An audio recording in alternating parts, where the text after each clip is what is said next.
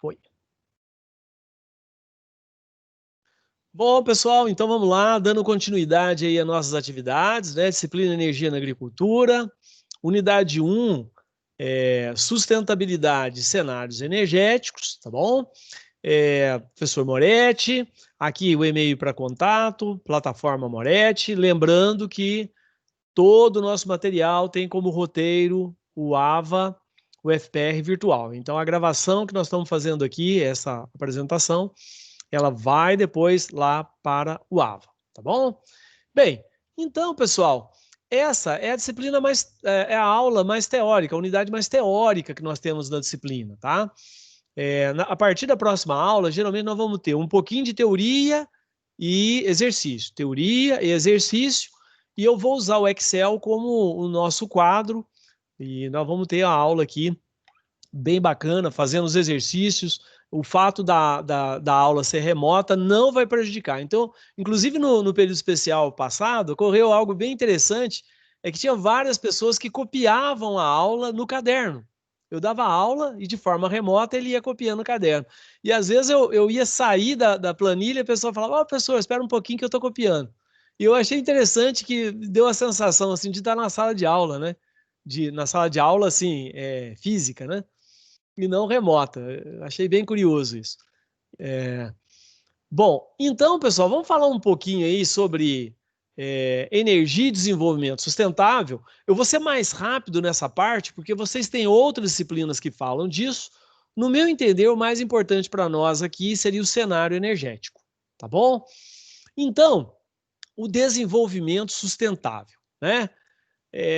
O que é desenvolvimento sustentável? Bom, o ser humano, ele para fazer as suas necessidades, né, ele degrada, ele polui, ele gera lixo, isso é uma coisa natural.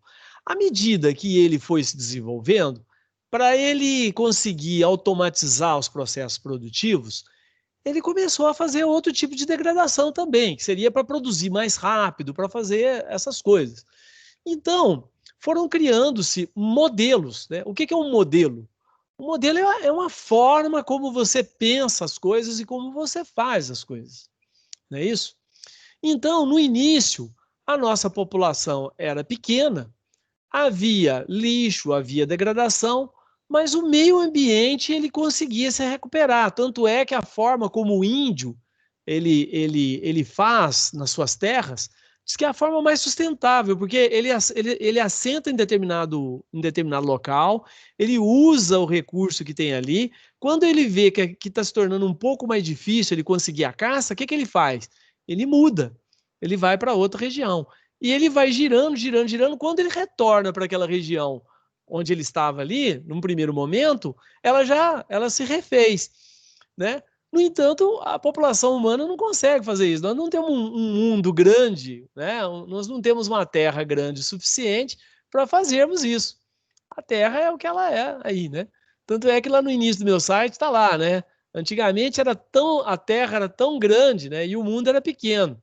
A Terra era grande e o mundo era pequeno. Hoje, o mundo é muito grande, mas a Terra continua do mesmo tamanho. A Terra é pequena, a Terra está ficando pequenininha, perto do conhecimento do que nós estamos gerando. Então, pessoal, ali mais ou menos entre a década de 60 e o início da década de 70, muita gente começou a questionar. Muita gente não, geralmente os pesquisadores, né, os cientistas. Pô, pessoal, será que o que a gente está fazendo é sustentável? Quer dizer, a população crescendo, já começando a aparecer chuva ácida, desmatamento, muita poluição dos rios, principalmente ali já na Europa, né, no norte, mais industrialmente, né, já mais adiantado essa parte.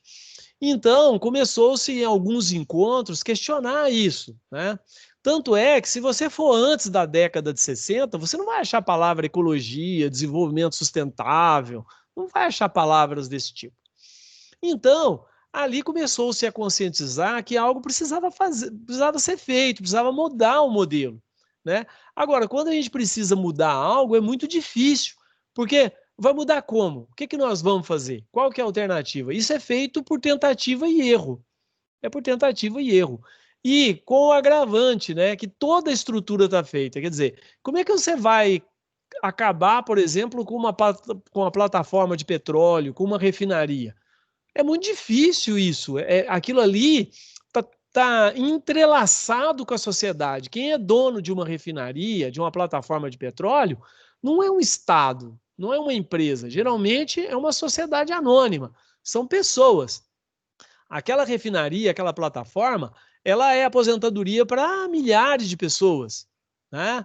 Ela é a fonte de renda para milhares de pessoas. Então é muito difícil isso. Geralmente isso ocorre de forma muito lenta, muito gradual, tá bom? Mas isso então começou ali, né? E quais são os motivos, né, para modelos, modelo de desenvolvimento sustentável? É aí que vem essa questão, o que fazer, né? Uma coisa ficou certa, no início tinha essa ideia de desenvolvimento sustentável apenas da questão ambiental, pensava-se de forma ambiental, mas com o tempo verificou-se que só a questão ambiental não é suficiente, tem que ter aspectos econômicos, aspectos políticos, né? Aspectos sociais, isso tudo tem que estar embutido ali, senão a coisa ela não dá certo, né? Então, houve várias reuniões, essas reuniões elas existem anualmente, né? Uma das reuniões mais importantes que houve foi, então, a Rio 92. Na Rio 92 saíram 5 documentos, né? Muita coisa melhorou muito a partir da Rio 92, muitos acordos foram firmados e muita coisa também não deu certo, né? A China, os Estados Unidos deixaram de assinar alguns acordos, e isso tem atrasado o desenvolvimento, né? Nós estamos tendo uma eleição lá nos Estados Unidos, né? Se caso o Biden ganhar, nós vamos ter aí um retorno ao investimento nas questões de energias renováveis. Se o Trump ganhar, é um ciclo que vai atrasar um pouco mais essa questão das energias renováveis, né? Muito bem. Bom, então, o desenvolvimento sustentável ele tem que estar em várias frentes de atuações, né? E nós vamos ver ali, nós vamos falar ali da questão do setor energético. Bom, então, diante do que nós comentamos aqui, existe a necessidade de um novo modelo, tá? Nós sabemos que o modelo atual, vocês que estudaram, e desde pequenininho o pessoal fala da importância ambiental, você já tem esse conhecimento. Eu não. A primeira vez que eu ouvi falar sobre meio ambiente, essa coisa tudo, foi na primeira disciplina que nós tivemos. Eu sou do currículo novo, né, da engenharia agrícola lá na UFLA, que foi então a disciplina de ecologia que eu tive com o Fernando Santa Cecília. Que, rapaz do céu, era só transparência, existia 1, 2 livros só e tal. Ali foi a primeira vez que foi falado sobre isso, né? Mas vocês não, desde a escola, do segundo grau, já tem isso. Nós sabemos, então, que o modelo atual, ele ocorre, ele degrada mesmo, né? Está havendo uma degradação. Então, nós precisamos de um novo modelo. Esse modelo já temos a consciência que ele precisa ter aspectos políticos, econômicos, sociais, tecnológicos, extremamente importante que as tecnologias sejam repassadas, né, a outras comunidades, né, que exista a conscientização do uso da energia, coisas desse tipo, ambiental, a pluralidade. Então, isso aqui já tem, né, nós já temos essa consciência. Bom, então, para falar de desenvolvimento sustentável, a primeira coisa que a gente precisa de um conceito. Precisa de conceito e precisa de indicadores. Isso aqui é fundamental, né? Não tem jeito de você começar a falar de inflação. Se você começar a falar de inflação e ficar só falando de inflação, e se você não tiver um indicador, não adianta nada. Não adianta nada. Como é que você vai fazer a economia funcionar, né?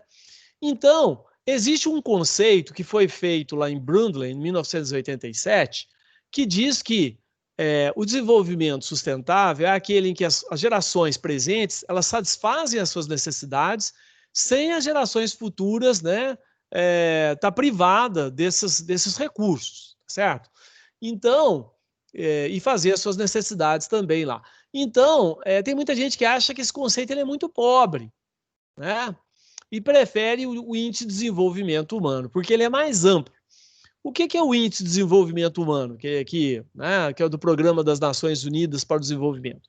É o processo para ampliar os aspectos de opções para as pessoas, oferecendo-lhes maiores oportunidades de educação, atenção médica, renda, emprego, e abrangendo toda a gama de opções humanas, desde um ambiente físico em boas condições até liberdades econômicas e políticas.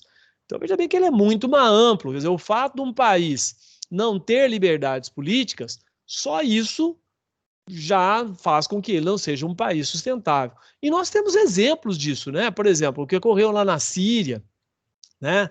O que aconteceu lá no Afeganistão mostra isso, né? São regimes autoritários, né? E que quando acontece algum problema, o país vira pó. O que aconteceu lá na Síria é que o país virou pó. Não tem mais nada, né? Simplesmente quebrou tudo, bombardeou tudo. Então, isso é muito ruim, né? Nós podemos ter hoje alguns países aí que é dito, o país e tal, o pessoal está investido nesse país, né? Nós temos a China, por exemplo. O pessoal está investido maciçamente lá na China e em outros países também, né? Mas será que eles são países sustentáveis? Não será que daqui 10 anos, 15 anos pode acontecer uma guerra civil ou uma guerra e esse país virar pó? Então, por isso que é necessário. O conceito de desenvolvimento sustentável ele está ainda em construção. É um conceito em construção. E para saber se um país é viável, se ele é sustentável, nós precisamos de indicadores de desenvolvimento sustentável, né? Então, o próprio IDH ele pode servir como indicador. Esse gráfico aqui ele é excelente porque ele diz o seguinte: olha só a importância da energia, né? No eixo X aqui, nós temos a quantidade per capita de energia, tudo. Petróleo, energia elétrica, tudo. Energia na tinta, tudo. É a energia que é gasta pelo ser humano, né? E aqui nós temos o IDH, que seria o Índice de Desenvolvimento de alguns países não, dos países do mundo. O que que nós verificamos? Nós verificamos que à medida que aumenta a quantidade de energia usada por essas populações, melhora o IDH dela. Então, veja bem, aqui o consumo de energia foi pequenininho e o IDH foi muito baixo. À medida que foi aumentando a quantidade de energia, o IDH foi aumentando. Aqui se encontra o Brasil, certo? Em torno de 0,8, né? O IDH. O Brasil, a gente consome aí em torno de 1,2, 1,3 toneladas de equivalente petróleo por ano, né? Agora, o gráfico nos diz também algo interessante. Quando você chega num determinado ponto aqui, se aumenta o consumo de energia, o IDH permaneceu estável. Então, existe um limite, né? Seria como se fosse o limite de satisfação salarial, né? Você ganha R$ 100 por mês, você está satisfeito? Rapaz, eu estou passando fome. Você ganha R$ 500, você está satisfeito? Olha, eu estou conseguindo comer, mas não consigo colocar meu filho numa escola adequada, não consigo ter um transporte adequado. Você ganha R$ 2.000 por mês, você está satisfeito? Caramba, meu filho já está estudando na escola, mais ou menos bacaninha, consigo me alimentar. Ganha 5.000. Chega um determinado valor de salário, 15 mil, 20 mil, que não traz mais satisfação. Você não melhora a sua vida se ganhar mais. Tá certo? Então, é a mesma coisa. Isso ocorre também com aspectos energéticos, né? Tá bom? Então, por que esses países aqui gastam tanta energia? Muitos deles são a locomotiva, né? Eles produzem muitos produtos, eles têm muitas indústrias, né? Tá bom? Então, o próprio IDH ele pode servir como um indicador, né?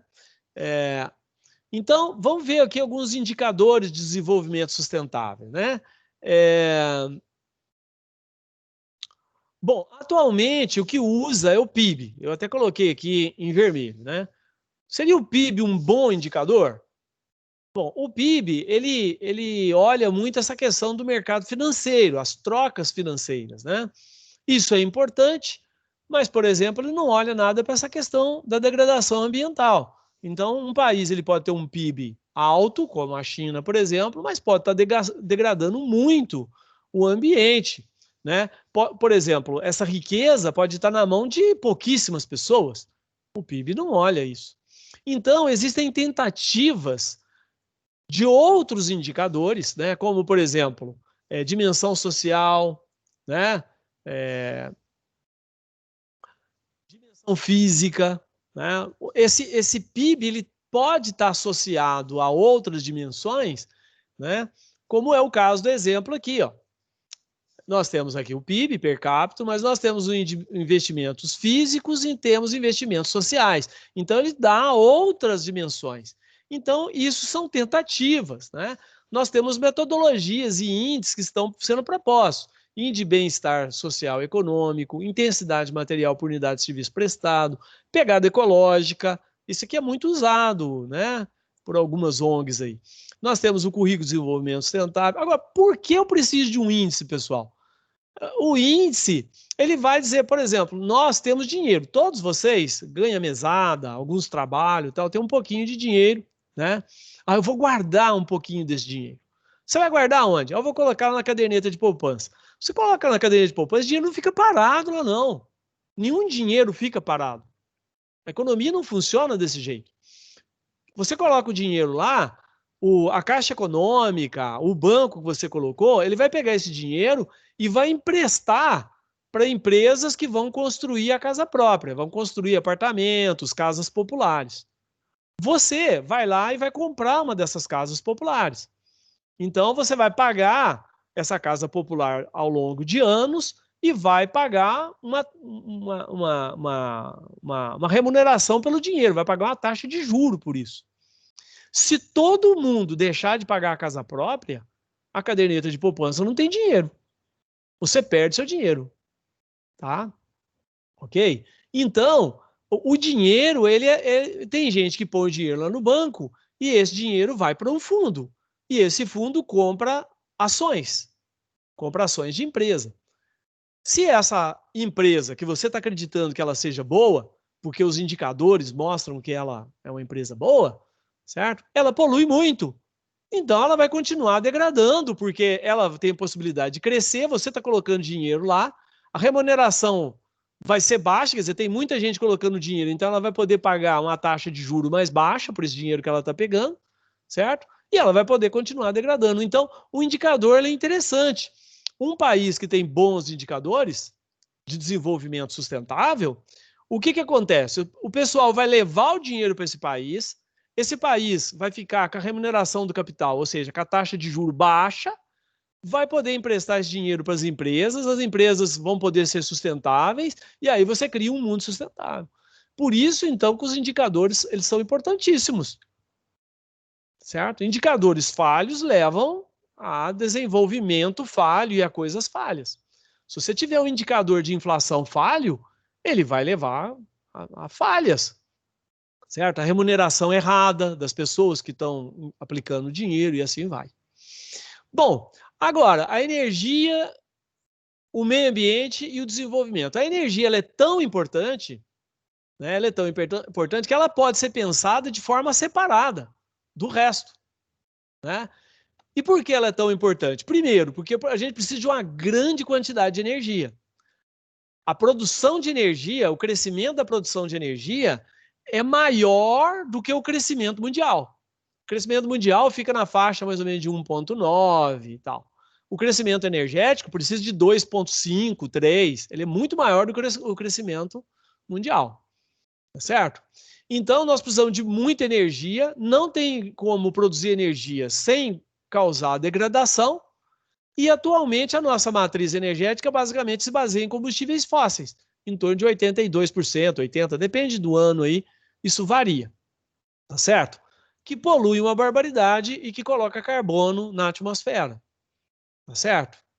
Então, os impactos causados apenas pela produção de energia, eles são imensos. Então, tem muita gente pensando em indicador, ao invés de pensar num indicador que leve em consideração vários aspectos, aspectos sociais, aspectos econômicos, aspectos, né, tecnológicos, esse indicador ele levaria em consideração apenas a questão da energia. Então, nós temos indicadores de dimensão econômica. A autossuficiência energética, veja bem que só leva em consideração a energia, robustez para mudanças externas, né? Produtividade energética, indicadores sociais, cobertura elétrica, cobertura das necessidades energéticas básicas, indicadores de dimensão ambiental, pureza, uso de energia renováveis, estoques, e aí vai. Ou seja, esses indicadores levam em consideração apenas a parte energética. E esse indicador vai poder mostrar para você se aquela região, aquele país, aquela empresa, se ela é sustentável ou não. Eu não sei se vocês mexem no mercado econômico, mas, por exemplo, existem ETF. ETF, o que é uma ETF? A ETF é um mercado acionário, você compra uma ETF e essa ETF, ela investe, é um fundo, tipo um fundo, que compra ações de empresas. Existem ETFs que são ETFs ecológicas, tá? Existem, eu acho que no mínimo 3, eu já vi. Então, o que faz? Você coloca o dinheiro nesse fundo, que é essa ETF vai comprar uma série de ações de empresas e ela só compra ações de empresas que têm responsabilidade ecológica, né? Que pensa no desenvolvimento sustentável, tá certo? Tem ETF que só aplica dinheiro em produção de petróleo. E assim vai. É só um exemplo para vocês. Tá ok? Então, e existe ações de empresa também. Então, você pode escolher. Existem, por exemplo, aplicações, para quem tem o Banco do Brasil, existem aplicações que você pode, fundos verdes. Você aplica lá, esses fundos emprestam dinheiro para empresas que têm finalidades, então, ecológicas, desenvolvimento sustentável, né? Ambiental, tem uma preocupação, né, ambiental grande. Bom, pensar, então, num indicador que leva em considerações várias dimensões, fica como se fosse uma teia de aranha, né? E aí você tem robustez, produtividade, isso dá uma ideia melhor, tá?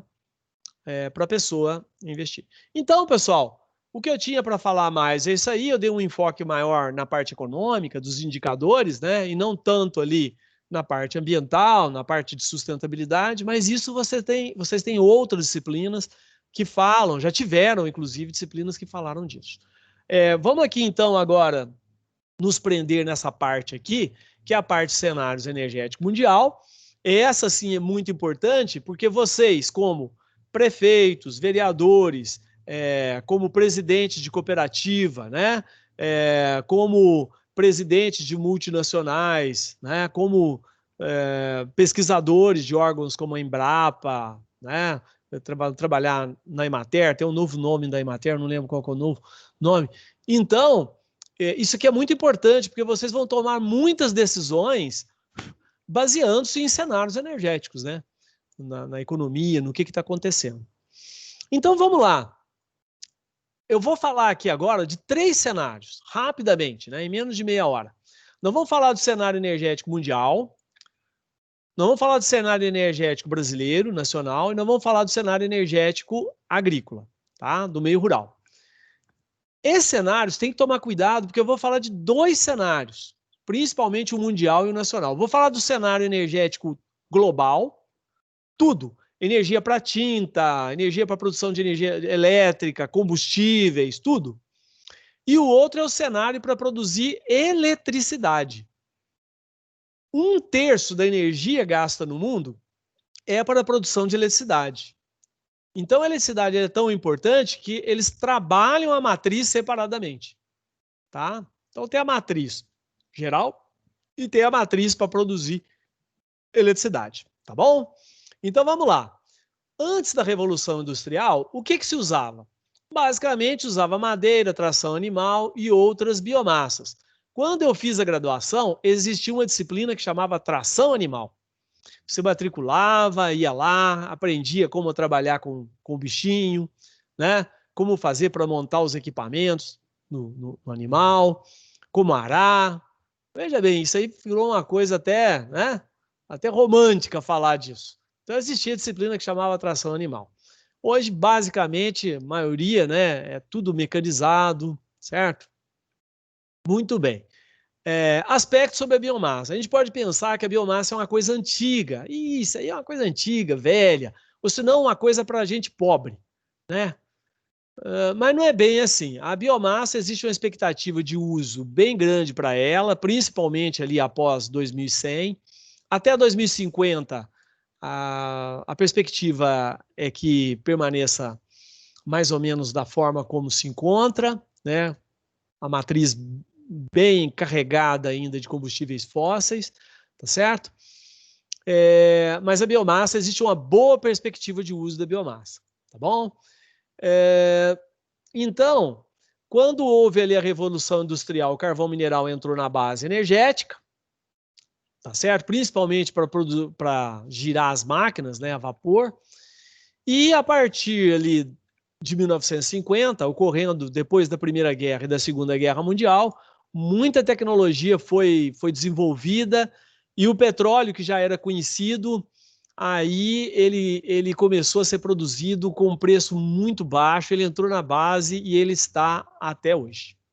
Tá bom?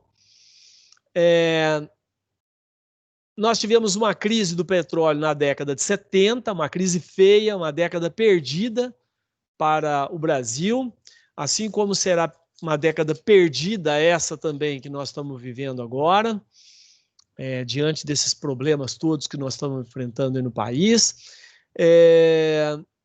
A crise que ocorreu na década de 70 foi bem importante, as crises são ruins, mas elas trazem inovações. Na década de 70 foi criada o pró-álcool, né? E a Petrobras começou a investir para retirar petróleos em água profunda. Então, isso aí foi uma mudança significativa. Nós temos o programa pró-álcool, já não, né? O álcool está caro, as pessoas não estão colocando, mas ele é um programa, ele é um lado B, né? Certo? Ele é um plano B que já deu certo, que a gente sabe que dá certo. E a Petrobras é uma empresa que se tornou especializada em retirar petróleo de água profunda. Então, veja bem que nós temos aí, né, foram coisas boas que surgiram dessa década perdida, da década de 70. A utilização primária, né? Esse dado aqui, eu usei um dado de 90, ele não está muito certo, tá? Está aqui 45%, 20%, mas o transporte está aqui com quase 35% atualmente, tá? Aqui diminuiu, está em torno de 30%, e a atividade comercial em torno de 35%. Então, veja bem que cerca de 1/3 da energia primária é orientada para a produção de eletricidade. 1/3, com rendimento de 33%, em média. Lembrando que uma caldeira tem rendimento de 10%. 10%, 14%. Certo? Então, isso aqui é um problema muito sério, né? Essa questão aqui do uso da energia para produzir. Veja bem que a gente perde absurdamente, perde quase 70%. Né? Nós podemos, a nossa geração, né? A nossa não, dizer, a minha geração e a geração de vocês, não vou colocar vocês com a mesma idade, aí é maldade. Pode ser questionada por isso, falar, olha, aquele pessoal lá eram predadores, né? Os caras queimavam até a última ponta, queimou os recursos lá de forma desordenada, de qualquer jeito, e deixou a gente numa situação apertada aqui. E o outro aspecto é a disparidade no consumo de energia. Vamos dar uma olhada aqui, então. Então, pessoal, nós temos aqui, esse gráfico é excelente, né? Porque ele mostra que até a década de 50, veja bem lá, ó, de 1850 existia mais ou menos um equilíbrio, né? Quando chegou aqui em 1950, o pessoal começou a usar energia, né? Também com o surgimento da energia elétrica chegando nas casas, né? Então, nós temos aqui o quanto que se usa de petróleo, o quanto se usa de carvão mineral, aqui está a biomassa, aqui está as energias renováveis, não, nuclear aqui, desculpa, aqui as hidrelétricas, né? A renovável é essa tirinha aqui, ó. É essa tirinha que está aqui em cima. Então, veja bem que ela é muito pequenininha ainda, né? Então, e aqui os adventos que ocorreram ao longo do tempo. O crescimento é exponencial, certo? E aqui um outro gráfico interessante, não foi colocado aqui a Ásia Sul, eu preciso acrescentar a Ásia Sul aqui, porque a Ásia Sul, nós temos Laos, Vietnã, que tem um consumo per capita de 0,25, 0,3 toneladas de equivalente de petróleo. São países extremamente pobres, IDH muito baixo, né? E aqui a demanda dos países. O Brasil aqui com 1,3, Canadá, Estados Unidos com 8,5. Né? Então, existe uma disparidade muito grande, nós vimos ali que países que estão abaixo de 1, o IDH começa a cair, né? Com 1 tonelada de equivalente de petróleo, o IDH era 0,8, certo? Muito bem, vamos lá. Bom, então vamos falar um pouquinho agora da matriz energética mundial. Tudo, né? A oferta na década de 80 ficava entre 7,1, em 2007, 12, em 2018, 14,17. Ou seja, nós estamos já talvez aí com 15 gigatoneladas de equivalente de petróleo por ano. Tá? Nós estamos em 2020, ok? Nós vamos precisar desse valor lá para as projeções. Os combustíveis fósseis eram usados em torno de 85% em 1980, em 2007, 82%. Com o crescimento das energias renováveis, talvez tenha caído um pouquinho, mas deve estar aí na casa de 80%, 79%. Tá? Qual que é a participação? O petróleo está com 34%, carvão mineral 27% e o gás natural 21%, perfazendo os 82% aqui. Tá? A energia nuclear ela dobrou, né? As energias hidrelétricas ela se manteve, ok? E não houve uma modificação muito grande. Eu peço perdão para vocês, pessoal. Vocês vejam bem aqui que de 80 a 2007 passaram-se 27 anos. E eu estou apresentando dados aqui de 2007. E alguém poderia falar assim, pô, o Moretti é danado, ele não apresenta dados de 2020. É muito difícil a gente dados energéticos, mostrar dados atuais. Porque para ter uma determinada precisão, é preciso em torno de 10 anos para haver um amadurecimento, a coleta de dados. Para você ter dados consistentes sobre energia, gasta 10 anos. Então, o valor que nós temos aqui, ele não vai mudar muito, não, do que temos hoje, tá? Não vai mudar muito, não. Até porque uma plataforma, uma refinaria, uma usina hidrelétrica, uma usina nuclear, ela leva aí 10, 15 anos para ser construída, tá bom? Então, existe todo um período que nós estamos vendo aqui, não é muito diferente de 2020, não. E é isso que mostra aqui que a matriz energética ela não mudou muito. Veja bem, a energia nuclear ela dobrou, né? A energia hidrelétrica ela permaneceu constante e não vai mudar muito, porque o mundo não tem tanto recurso hidráulico assim, é mais no Brasil. Então, essa é a matriz mundial, certo? Ok, veja aqui que o petróleo, então, ele caiu, mas aqui o carvão aumentou e o gás natural, ele aumentou. Vamos falar agora da matriz elétrica mundial. Elétrica. Então, eu não estou falando aqui de energia para fazer tinta, não estou falando aqui de energia para ônibus, para combustível para carro, para veículo. Não. Agora eu estou falando de energia elétrica, ou seja, o combustível foi usado para produzir eletricidade, tá? Especificamente. Então, a demanda por eletricidade é muito grande. Muito grande por quê? Porque tudo passou a ser elétrico. Nós aqui, olha aqui, eu estou vendo aqui o celular, eu estou vendo aqui a apresentação do celular para ver as horas, tá, pessoal? Não estou vendo o WhatsApp, não. Então, eu estou aqui no celular, eu estou aqui no computador, tem a lâmpada funcionando aqui, né? Preciso de um computador. Tudo isso, né? Eu estou usando a internet. Olha quantos lugares estão usando energia para a gente ter essa aula aqui, certo? Então, nós temos uma dependência da eletricidade hoje absurda, né? Em 80, havia, então, um consumo de 8.269 terawatt-hora-ano. Isso aqui é consumo de energia, né? É consumo, é trabalho. A unidade é trabalho. Olha, em 2007 já está com 19.771 terawatt-hora-ano, né? Quais foram as participações? Então, a participação foi de 70% em 80, em 2007, 68%. Então, uma participação bem grande de combustíveis fósseis.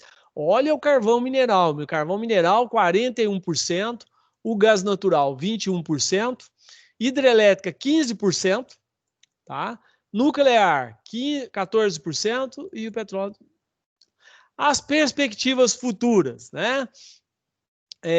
As mudanças previstas, nós vamos ver um gráfico com isso aqui, tá bom? Então vamos ver agora uma sequência de gráficos e tabelas. Então, essa é a matriz elétrica mundial, em 2 momentos, né? Ela varia ao longo do tempo. A energia hidrelétrica caiu, né? Até porque os continentes estão tendo a tendência deles secarem, né?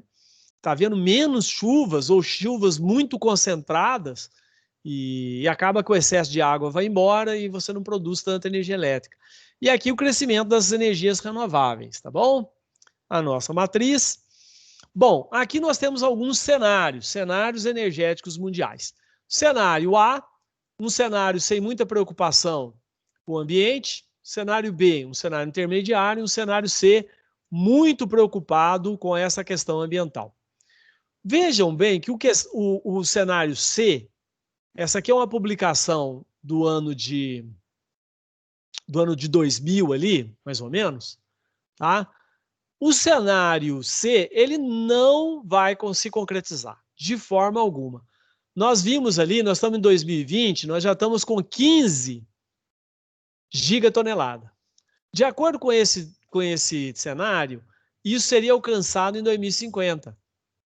Já foi alcançado em 2020, nós temos 30 anos pela frente. Então, esse cenário aqui, pessoal, ele não prevaleceu, ele não vingou. Se ele não vingou, o que sobrou para a gente? Esse aqui, ele também não vai vingar. Por quê? Porque existe um desenvolvimento tecnológico muito grande, né? Existe quebra de patente, existe uma série de coisas que estão fazendo, a eficiência está melhorando, a questão educacional. Então, provavelmente, nós vamos ficar nesse cenário intermediário. Quanto é que é difícil de saber. Aqui a previsão é em torno de 23 gigatoneladas, e aqui, eu acredito que vai ser mais do que 23. Em 2050, nós vamos gastar mais do que 23 gigatoneladas, certo? Agora, é um cenário interessante, porque ele fala a participação dos combustíveis fósseis, a energia nuclear. Veja bem que a energia nuclear, ela cresceria mesmo no cenário mais ecológico. Aqui, ela aumenta muito, né? Ela aumenta muito. Em 50 anos, ela passou de 15 para 28, ou seja, quase que ela vai dobrar, né? De 2050 para 2100, certo? Aqui ela ficaria com, 15. Aqui, 29, né? Então, a gente percebe também que os combustíveis fósseis, eles estão presentes até 2100, né? Veja bem, 15% é o que nós temos de energia nuclear hoje no mundo. Então, por que isso? Porque, pessoal, já existe uma estrutura, o modelo está montado, as refinarias estão construídas, as plataformas existem. Então, tudo isso vai ter que virar sucata um dia, né? Mas vai ter que ser utilizado. Por quê? Porque um monte de gente vive dos combustíveis fósseis. É muito entrelaçado isso, certo? Seria mais ou menos como chegar na casa de vocês, o pai de vocês trabalha numa empresa que não tem preocupação ambiental. Ah, não, isso está errado, vamos lá, você pede demissão e vai procurar emprego em outro lugar. Isso representa uma mudança muito grande, né? Sair de um emprego com a crise que nós estamos hoje representa achar um outro emprego de um lugar e vai cair muito o salário. Toda a família tem uma consequência muito grande. Pode ser que as pessoas não consigam mais pagar o ensino, não consigam o transporte. Tá? Só um exemplo, né, pequeno para a gente ter uma noção do que representa a mudança de um modelo. Né? Ok? E embaixo aqui nós temos as reservas. Essas reservas é muito complicado, porque tem muita gente que tem reserva escondida e tal. Mas nós verificamos aqui, por exemplo, se o mundo consumisse só óleo, não consome só óleo, como gás natural, carvão, xisto, tem um monte de coisa. Mas se fosse só com óleo, se nós imaginássemos que temos essas reservas em 1990, a previsão aqui para 2100 dá para 3 anos. 3 anos e pouquinho. É muito pouco. Então, a força vai ter que mudar o sistema. A matriz ela vai mudar. Essa figura aqui, ela mostra para nós por que o carvão mineral ele é tão usado no mundo. Veja bem, ele existe bastante no Canadá e nos Estados Unidos, na Rússia, na China, né? Na China, E aqui no Brasil usa-se pouco porque tem pouquinho carvão mineral e o que tem muita, né? Ok? Muito bem. Então vamos lá. Vamos em frente. Eu adoro esse gráfico. Esse gráfico aqui está lá na lista de exercício, eu adoro ele.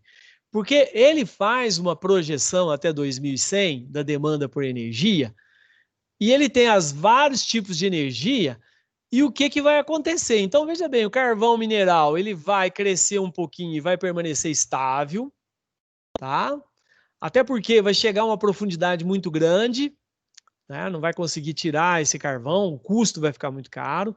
A energia nuclear vai crescer. A energia nuclear não é uma energia ruim, o problema é o lixo dela, né? E também não tem tanto combustível fóssil, combustível nuclear assim. O óleo, a tendência é diminuir. O gás vai diminuir também. As hidrelétricas vão estabilizar, já está estabilizado, né? Veja bem aqui para nós, aqui, ó, não vai aumentar muito, já está estável. A biomassa vai crescer muito e a energia eólica e solar vai crescer muito. Então, a tendência da nossa matriz, ela é ramificar. Aqui ela está muito concentrada nesses dois, né? Certo? Aqui, ó, basicamente no fóssil, tá? E esse outro aqui, ele é interessante porque ele mostra as regiões do mundo e ele mostra o que vai acontecer até 2100. Então, veja bem, a América do Norte vai diminuir a quantidade de energia, a Nova Zelândia vai permanecer praticamente constante, a OECD vai diminuir, tá? A Rússia vai diminuir, a América Latina vai crescer um pouquinho, tá? A Ásia vai permanecer mais ou menos estável, a China vai permanecer mais ou menos estável, reduzindo um pouquinho, a Ásia Sul vai crescer porque ela é muito pobre e a África também vai crescer porque é muita pobreza que tem lá, certo?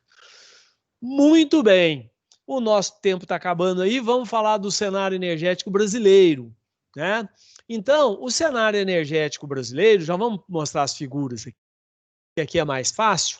Nós verificamos aqui que o cenário energético brasileiro, ele usa também bastante combustíveis fósseis. Nós temos aqui, ó, petróleo, né, gás natural, carvão mineral. Isso aí dá mais ou menos, vamos dar uma olhada aqui, 45% é de fontes renováveis, 55% é de fontes não renováveis. Tá certo? A taxa de crescimento da energético brasileiro é de 2,8, no mundo é 1,9. O nosso crescimento energético, então, ele é bem acentuado, tá certo? Vamos dar uma olhada aqui. Agora, o que diferencia do mundo é a questão das hidrelétricas, né? Nós temos aqui a hidrelétrica participando em torno de 14%, né, na produção. Os derivados de cana, isso aqui chama muita atenção, é maior do que as hidrelétricas, né? A energia nuclear nossa é bem pouquinho. E outra coisa que chama atenção é essa questão aqui das energias renováveis, que tem crescido bastante. Se houver incentivo fiscal aí, a possibilidade é crescer. O único problema foi essa pandemia aí, que eu acho que vai dar uma arrefecida, né, nessa questão aí dos investimentos nessas energias. Aqui mostra o Brasil em comparação ao mundo, né? A gente verifica então, olha, a energia nuclear é uma disparidade muito grande, aqui também é uma disparidade grande, as hidrelétricas. Então a nossa matriz, ela difere bastante da matriz mundial, né? A matriz mundial concentra mais aqui em combustíveis fósseis e a nossa um pouco menos, né? Ela ramifica mais e ela é mais sustentável, né? Ela tem mais, ela é mais renovável. Bom, quando nós falamos, vamos ver esse gráfico aqui, que mostra que a indústria ela consome 33, o transporte 32, residência 9,7, o setor energético gasta 10 e o rural 4. Então veja bem que aqui o comércio e residência, né? E os serviços aqui, eles caíram em relação ao transporte, né? Aqui no Brasil. O transporte ocupou um espaço ali. O agropecuário é muito o que consome, mas em relação a outros é pouco. E o que chama bastante atenção é isso aqui, né? Para produzir energia, gasta energia. Então, o setor energético gasta 10%. Certo? Muito bem. Isso aqui, a tendência é cair. Esse ano foi um ano de crise, a tendência é cair, né?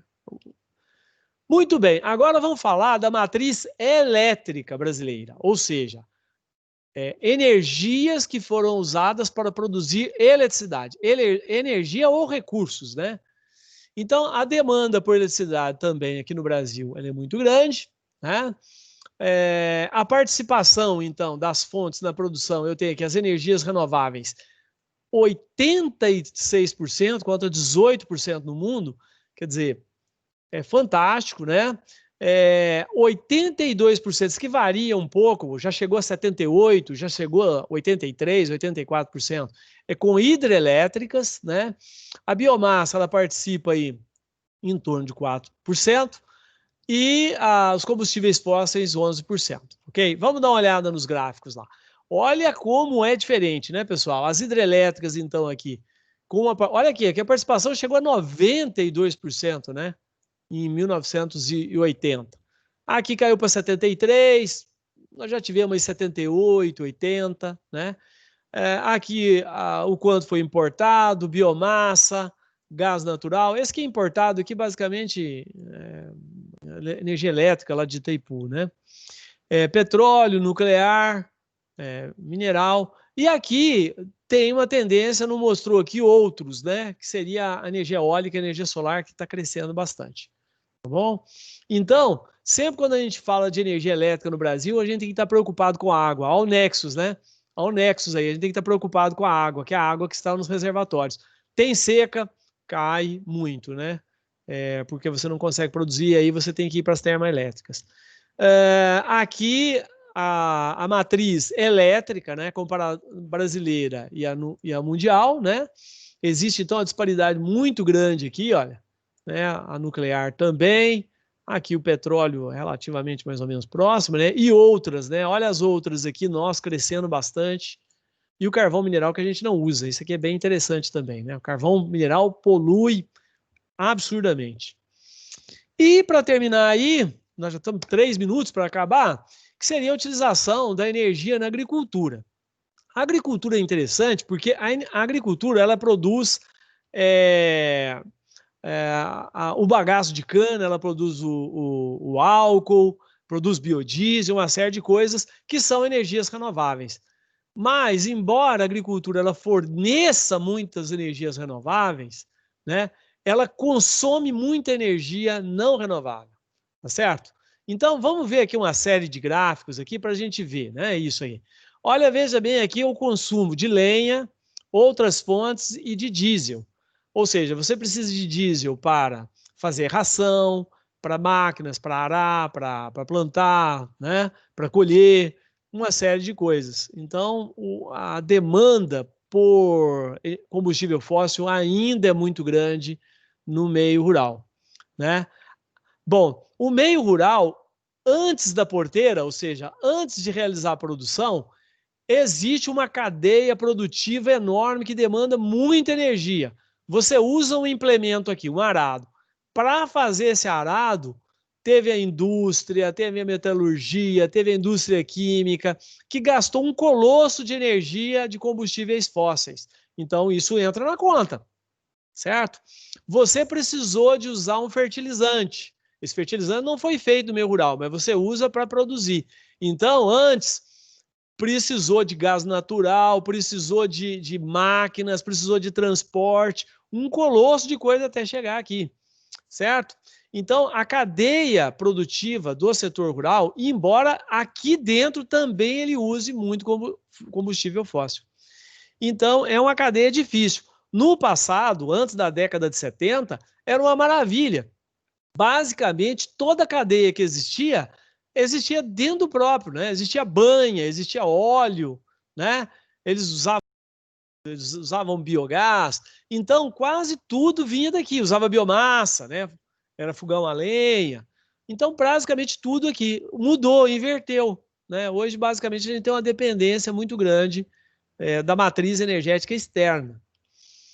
Aqui, então, nós temos um gráfico mostrando, né, o preparo do solo, fertilizante, a irrigação para os países desenvolvidos, subdesenvolvidos no mundo, né? Olha que fertilizante, o quanto que se gasta nos países em desenvolvimento. Não é isso?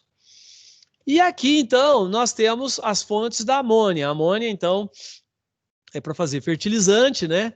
Basicamente, 67% é gás natural, 27% é carvão. Existem alternativas para produzir? Existe. Deixa eu dar só um espirro aqui. Então, existem outras alternativas, mas a quantidade, pode usar, sabe, aproveitar resíduos orgânicos de lixão. Mas, olha, a quantidade é muito pouquinho diante da quantidade que se precisa, certo? Então, como resolver isso aí? É vocês. Vocês vão formar em agronomia, né? Ó, por exemplo, quem trabalha na Fertipar? Quem trabalha na Fertipar são vários alunos daqui. Inclusive, eu tenho um orientado, que é o Bruno Gurski, né? Ele é responsável por várias coisas. O pessoal aqui da pós-graduação, quando vai, ele que recebe, ele que mostra lá as instalações, como é a dinâmica lá da empresa, né? No Nordeste, eles fecharam os escritórios lá do Nordeste e tudo é administrado por aqui.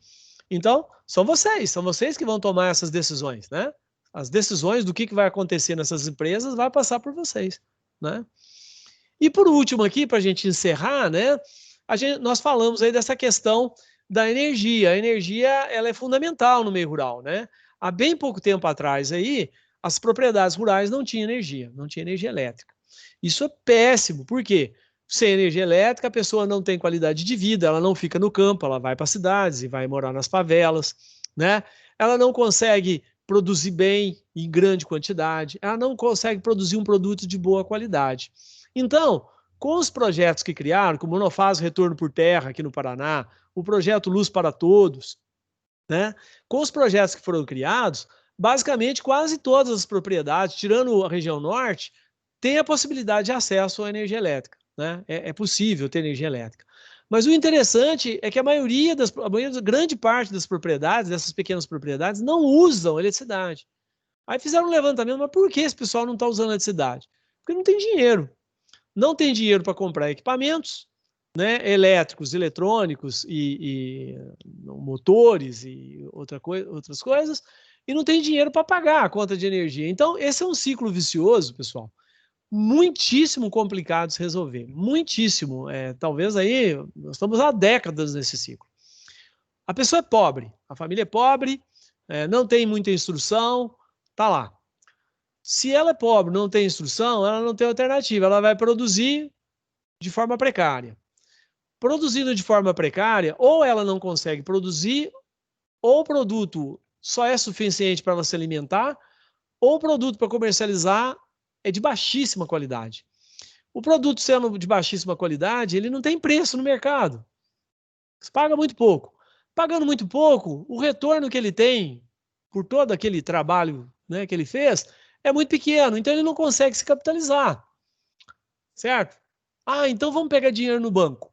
É uma alternativa, certo? Se você vai pegar dinheiro no banco, veja bem, o cheque especial aí, o cara paga 400% ao ano. 400, 450% ao ano, né? O juro é alto. E aí a gente entra naquele início da disciplina. Por que o juro é alto? Porque existe a falta de credibilidade. As pessoas desconfiam. As pessoas desconfiam do país. Então, não entra dinheiro. Não entra dinheiro, o aluguel do dinheiro é alto. A taxa de juros é o aluguel do dinheiro. Se as pessoas começam a acreditar e começam a colocar o dinheiro em fundos que vai atender essas pessoas, certo? Então, ela tem uma taxa de juro mais baixa, ela pode fazer o seu produto, ela pode fazer um produto especial, ela pode comercializar, ela pode capitalizar, ela pode começar a crescer, né? Agora, para o pessoal mais pobre, para isso que existe, deveria existir movimentos governamentais, ações governamentais que propiciassem isso ao produtor rural. Tá certo? E o que a gente verifica no Brasil é que, às vezes, o BNDES, né, essas ações governamentais, elas caem na mão de quem? Elas caem na mão de quem tem mais dinheiro, as empresas têm mais dinheiro. E aí que afunda mesmo, né? Você vê aí uma determinada empresa ganhou 11 bilhões. Meu Deus do céu! Como é que uma empresa pode ganhar 11 bilhões? E ao invés dela investir aqui no Brasil, ela comprou empresas na década passada lá nos Estados Unidos, que estavam vivendo uma crise, né? E Então é isso que não pode acontecer, é essas falhas que a gente verifica. Não existe diferença, diferença técnica do Brasil para outros países. Acompanha lá a eleição nos Estados Unidos, né? Vê a bandalheira que está lá. Só que eles têm mecanismos institucionais que não deixam, que dá credibilidade ao mercado. E aí as pessoas vão lá, acreditam e colocam o dinheiro. E aí a taxa de juros é muito baixa. Ao contrário que países como subdesenvolvidos como o nosso, a taxa de juros é exorbitante. Então não tem jeito das pessoas crescerem, não tem jeito delas melhorarem, né, as suas empresas, a sua produção. Pessoal, seria mais ou menos isso que eu tenho para apresentar. Estou aberto aí a perguntas. Desculpe, né, passamos 6 minutos aí, teve a apresentação e outras coisas. Eu vou dar uma passeada aqui pelos nomes, depois eu vou anotar esses nomes aqui, e para a gente ver como é que está a frequência. Nós temos aí 26 pessoas. Beleza. Pessoal, só lembrando, isso aqui não vale presença, tá? Isso aqui é para a minha organização, para a gente ter uma noção das pessoas que estão vindo, a nota que elas estão tirando e tal. O que vale a frequência é a entrega da lista de exercício. Atrasou 1 minuto lá, aí fica sem a presença, tá bom? Pessoal, tem alguma pergunta? Tranquilo, professor. Beleza, Igor? Na semana que vem nós não temos tanta teoria, temos exercício, aí eu acho que fica uma aula mais agradável, inclusive para a gente conversar, né? Tá certo? Alguma pergunta, pessoal? Estou aberto, senão eu vou parar a gravação aqui e vou continuar ainda né? no Teams aqui e a gente pode continuar conversando. Posso parar a gravação? Pode sim, professor. Tá tranquilo. Beleza? Ninguém tem pergunta, então vamos parar a gravação.